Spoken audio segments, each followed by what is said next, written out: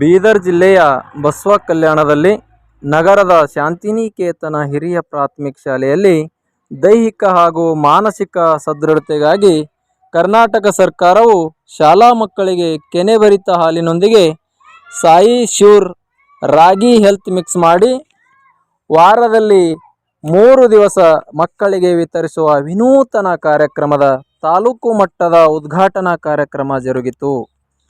ತಾಲೂಕು ಪಂಚಾಯಿತಿ ಸಹಾಯಕ ನಿರ್ದೇಶಕರಾದ ಶ್ರೀ ಅರುಣ್ ಕುಮಾರ್ ಪಾಟೀಲ್ ಅವರು ಸಸಿಗೆ ನೀರು ಹಾಕುವುದರ ಮೂಲಕ ಕಾರ್ಯಕ್ರಮವನ್ನು ಉದ್ಘಾಟಿಸಿದರು. ಕಾರ್ಯಕ್ರಮದ ಕುರಿತು ಪ್ರಾಸ್ತಾವಿಕವಾಗಿ ಅಕ್ಷರ ದಾಸೋಹ ಅಧಿಕಾರಿಗಳಾದ ಶ್ರೀ ಸಂಜುಕುಮಾರ್ ಕಾಂಗೆಯವರು ಮಾತನಾಡಿದರು. ಕರ್ನಾಟಕ ಸರ್ಕಾರವು ಮಕ್ಕಳಲ್ಲಿನ ಅಪೌಷ್ಟಿಕತೆ ಹಾಗೂ ರಕ್ತಹೀನತೆ ಹೋಗಲಾಡಿಸಲು ಬಿಸಿಯೂಟ ಆರಂಭಿಸಿದ ನಂತರ ಮಕ್ಕಳಿಗೆ ಕೆನೆಭರಿತ ಹಾಲು ನೀಡುತ್ತಿದ್ದರು. ಆದರೆ ಇಂದು ಕರ್ನಾಟಕದಾದ್ಯಂತ ಕೆನೆಭರಿತ ಹಾಲಿನೊಂದಿಗೆ ಸಾಯಿ ಶ್ಯೂರ್ ರಾಗಿ ಹೆಲ್ತ್ ಮಿಕ್ಸ್ ಮಾಡಿ ವಾರದಲ್ಲಿ 3 ದಿನ ಮಕ್ಕಳಿಗೆ ವಿತರಿಸುವ ಕಾರ್ಯಕ್ರಮ ಇಂದು ಉದ್ಘಾಟನೆಯಾಗಿದೆ. ಆದರೆ ನಮ್ಮ ತಾಲೂಕಿನಲ್ಲಿ ಶಾಂತಿನಿಕೇತನ ಶಾಲೆಯಲ್ಲಿ ಉದ್ಘಾಟನೆಯಾಗಿದ್ದು ಬಹಳ ಸಂತೋಷವಾಗಿದೆ ಎಂದು ಸಂಪನ್ಮೂಲ ವ್ಯಕ್ತಿಗಳಾದ ಸಂತೋಷ್ ಕೌಲಿಗೆ ಹೇಳಿದರು.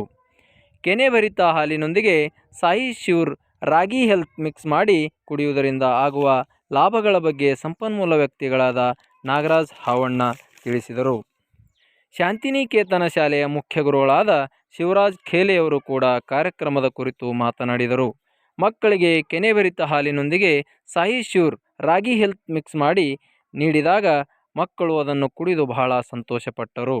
ಸಂಪನ್ಮೂಲ ವ್ಯಕ್ತಿಗಳಾದ ಡಾಕ್ಟರ್ ಧರ್ಮೇಂದ್ರ ಭೋಸ್ಲೆ, ಮಾರುತಿ ಬೇಂದ್ರೆ, ಮುಖ್ಯ ಗುರುಗಳಾದ ಚನ್ವೀರ್ ಬಿರಾದಾರ್, ಶಶಿಕಾಂತ್ ರಾಸೂರೆ, ಕರಣ್, ಶಿಕ್ಷಕರು ಮತ್ತು ಮಕ್ಕಳು ಹಾಜರಿದ್ದರು.